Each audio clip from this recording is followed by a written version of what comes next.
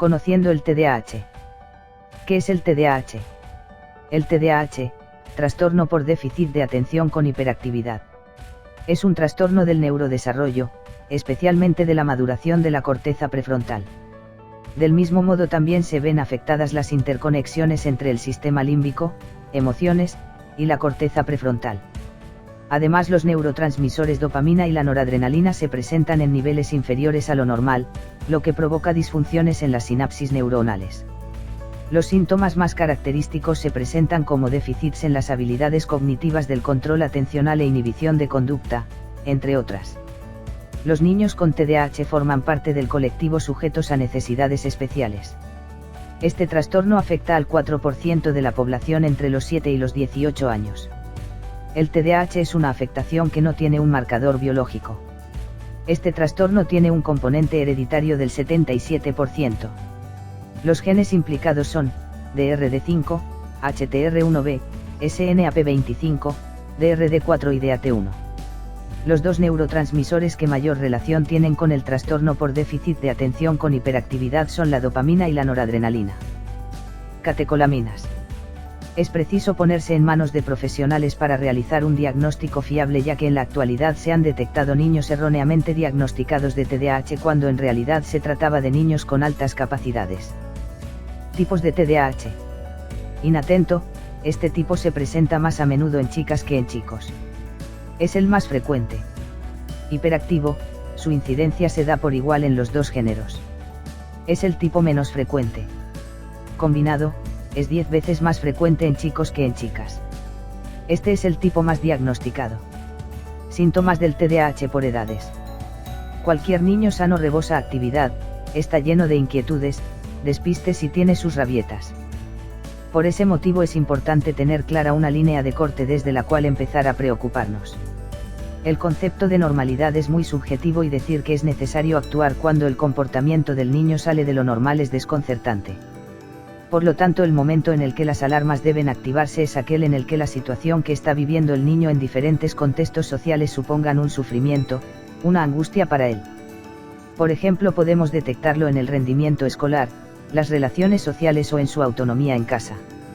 Los menores de 3 años. A estas edades es difícil realizar diagnóstico. En ellos podemos detectar temperamento inestable, alteraciones emocionales, dificultades de socialización, interacciones del niño con los padres alteradas. En la etapa de preescolar presentan inquietud motora, curiosidad exacerbada, dificultad para percibir el peligro, problemas para seguir las normas establecidas, agresividad, demandas constantes, dificultad para respetar el turno, rabietas intensas y frecuentes.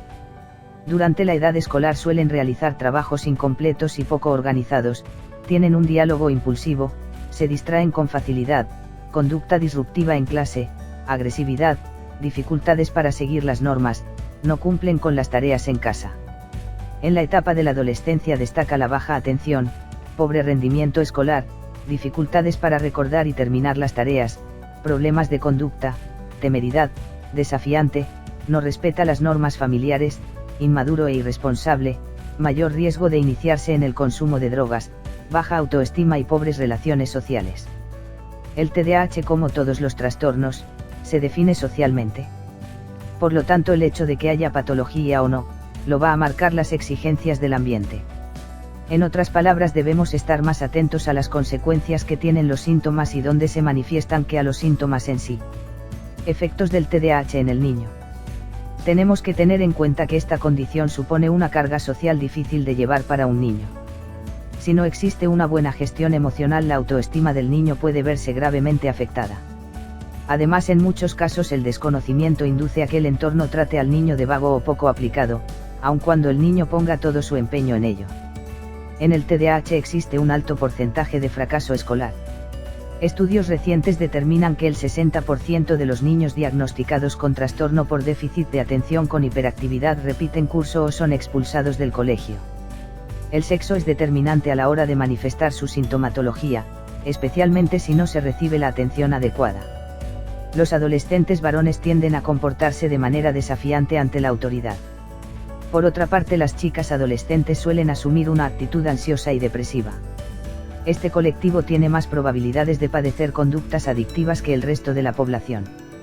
Según un estudio de Alberto Fernández Jaén, responsable de la Unidad de Neurología Infantil del Hospital Universitario Quirón, las personas con trastorno por déficit de atención con hiperactividad sufren mayor cantidad de caídas y pasan más veces por el quirófano que el resto de las personas de su misma edad. El TDAH se compone de 3 aspectos nucleares básicos. Déficit de atención, dificultad para centrar la atención a estímulos relevantes y para inhibir los estímulos poco relevantes. Hiperactividad, necesidad de estar en continuo movimiento e imposibilidad de controlarlo. Impulsividad, incapacidad de controlar sus reacciones a nivel cognitivo y conductual. Las funciones ejecutivas son un repertorio de habilidades que en los niños con TDAH se ven disminuidas debido a un alto grado de inmadurez neuropsicológica.